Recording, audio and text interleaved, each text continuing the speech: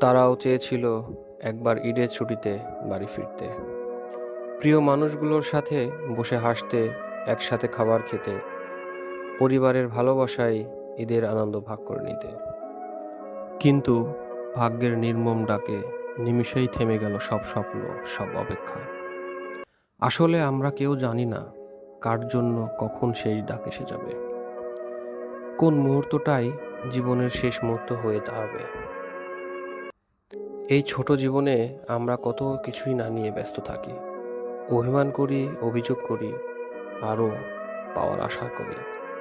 তবুও প্রতিদিন সুস্থভাবে ঘুম থেকে উঠতে পারাটাই যে কত বড় নিয়ামত, তা আমরা অনেক সময় ভুলে যাই।